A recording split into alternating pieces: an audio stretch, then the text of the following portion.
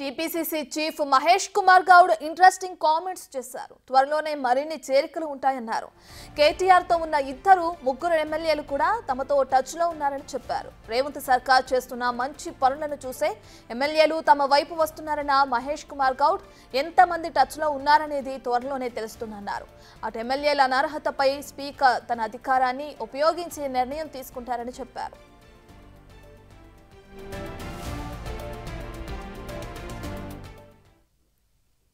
చేరికల కొరకు చాలా మంది వేచి చూస్తూ ఉన్నారు.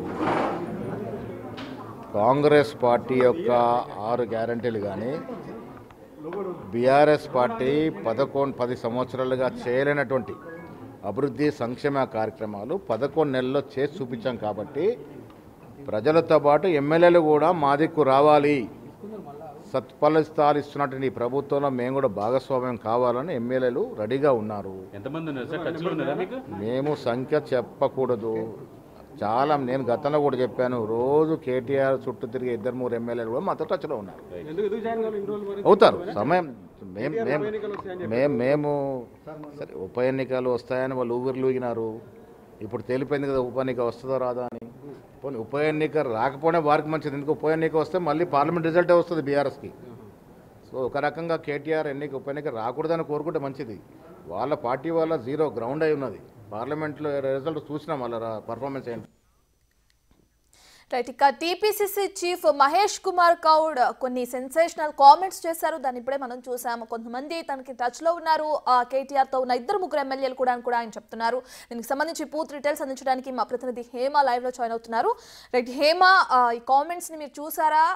ఉన్న 2-3 కూడా మాకు టచ్ లో ఉన్నారు, కాంగ్రెస్ లోకి రావాలని చూస్తున్నారని కూడా చెప్పి ఆయన అంటున్నారు. దీన్ని ఎలా చూడొచ్చు అంటారు? ఒకవేళ ఈ చేరికలు కనుక జరిగితే ఇక బీఆర్ఎస్ పార్టీ ఖాళీ అయిపోతుంది అనుకోవచ్చు అంటారా?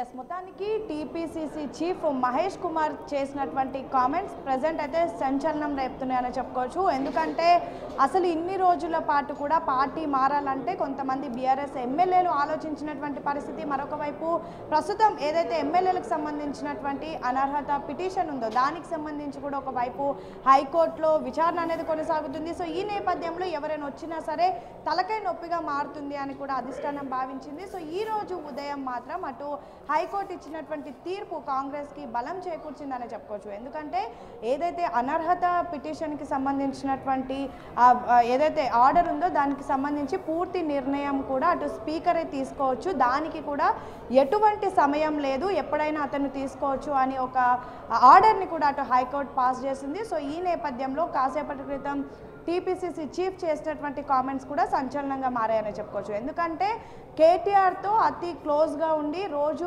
ఉదయం లేచినప్పటి నుంచి సాయంత్రం వరకు కేటీఆర్తో తిరిగేటటువంటి 3-4 ఎమ్మెల్యేలు మాకు టచ్లో ఉన్నారని, మరికొన్ని రోజుల్లో కొన్ని చేరికలు కూడా జరుగుతాయి అంటూ చెప్పడం ప్రస్తుతం సంచలనం రేపుతుంది. అయితే ఎవరు ఎంతమంది మీకు టచ్లో ఉన్నారని అడిగినటువంటి సమయంలో 4-5 ఎమ్మెల్యేలు టచ్లో ఉన్నారు. వాళ్ళు కూడా కేటీఆర్కి చాలా క్లోజ్గా ఉంటారు అంటూ కూడా చెప్పడం జరిగింది. అయితే ఇప్పటికే మనం చూసాము, కాంగ్రెస్ పార్టీ అధికారంలోకి వచ్చిన తర్వాత దాదాపు 10 మంది ఎమ్మెల్యేలు కూడా ఇటు రావడం జరిగింది. సో మరికొంతమంది ఎమ్మెల్యేలు కూడా వస్తే మాత్రం ఖచ్చితంగా బీఆర్ఎస్ పార్టీ ఖాళీ అయ్యేటటువంటి అవకాశాలు కూడా ఎక్కువగా కనిపిస్తున్నాయి. మరొక వైపు ఇన్ని రోజుల పాటు కూడా బై ఎలక్షన్ వస్తుంది అంటూ బీఆర్ఎస్ పార్టీ భావించింది. కానీ ఈరోజు ఇచ్చినటువంటి హైకోర్టు తీర్పుతో ఒక్కసారి బీఆర్ఎస్ నేతలు కూడా షాక్కి గురయ్యారు. ఇప్పుడు ఆ ఎమ్మెల్యేలను ఎలా కాపాడుకోవాలనే భర్జన అవుతున్నారు అంటూ కూడా చెప్పడం జరిగింది. ముఖ్యంగా ఇన్ కేస్ ఆఫ్ వాళ్ళు అనుకున్నట్టుగా కూడా బై ఎలక్షన్ వస్తే మాత్రం అప్పుడు కూడా మేమే గెలుస్తాము, అప్పుడు కూడా పార్లమెంట్ మాదిరిగా బీఆర్ఎస్ పార్టీ పని కూడా అవుతుంది. కానీ ఈలోపే హైకోర్టు ఇచ్చినటువంటి తీర్పు వల్ల మాత్రం కొన్ని చేరికలు కూడా జరుగుతాయి అంటూ కూడా చెప్పడం జరిగింది. మరొక వైపు ఇన్ కేస్ హైకోర్టు కాకుండా సుప్రీంకోర్టుకు వెళ్ళినా సరే న్యాయమే జరుగుతుంది. ఎందుకంటే ఆల్రెడీ మేము ఏదైతే లీగల్గానే మేము పోతున్నాం అన్నట్టుగా కూడా మాట్లాడడం జరిగింది. ముఖ్యంగా కాంగ్రెస్ పార్టీ అధికారంలోకి వచ్చి 1 ఇయర్ అవుతుంది. ఈ 1 ఇయర్లో పాటు ఏదైతే కాంగ్రెస్ పార్టీ చేసినటువంటి మంచి పనులు చూసే ఎమ్మెల్యేలు ఈ విధంగా డెసిజన్ తీసుకున్నారు అని కూడా చెప్పడం జరిగింది. ప్రస్తుతం ఎంతమంది అయితే టచ్లో ఉన్నారో వాళ్ళందరూ కూడా మరికొద్ది రోజుల్లో పార్టీలోకి రాబోతున్నారు అంటూ కూడా కొన్ని చేరికలు కూడా జరగబోతున్నాయి అంటూ మహేష్ కుమార్ గౌడ్ అయితే సంచలనమైనటువంటి కామెంట్స్ చేశారు. రైట్ హేమ, ఏదైతే కాంగ్రెస్ పార్టీ చేస్తున్న మంచి పనులను చూసే బీఆర్ఎస్ లో ఉన్న ఎమ్మెల్యేలు కూడా కాంగ్రెస్ కు రావాలనుకుంటున్నారని చెప్పి కూడా ఆయన చెప్పారు. దీని ప్రకారం చూస్తే కాంగ్రెస్ గ్రాఫ్ ఏ విధంగా ఉందో కూడా అర్థమైపోతుంది. అండ్ అలాగే ఎంతమంది టచ్ లో ఉన్నారనేది కూడా మనకి తెరపైకి వస్తుందా? ఇప్పుడు ఎవరి పేర్లు తెరపైకి వస్తున్నాయి అంటారు హేమ? ఎస్, ఇన్ని రోజులు ఎమ్మెల్యేలు రావాలి అని మనసులో ఉన్నప్పటికీ కూడా ప్రస్తుతం జరుగుతున్నటువంటి కోర్టు ఇష్యూస్ కానివ్వండి, అంటే ఇన్ కేస్ కోర్టు ఎలాంటి డెసిజన్ తీసుకుంటుందో, ఎందుకంటే లీగల్గా జరిగేటటువంటి డెసిజన్స్ కానివ్వండి, లేదంటే కోర్టు నుంచి వచ్చేటటువంటి తీర్పు కానివ్వండి, ఎవ్వరం కూడా గెస్ చేయలేము. సో కోర్టు ఎలాంటి తీర్పు ఇస్తుందో, ఇన్ కేస్ ఆఫ్ మేము వెళ్తే దాని తర్వాత దీనిపైన ఎలాంటి చర్యలు ఉంటాయంటూ చాలామంది ఎమ్మెల్యేలు ఆలోచించారు. కానీ ఈరోజు నేరుగా హైకోర్టు ఒక ఆదేశాలను పాస్ చేసింది.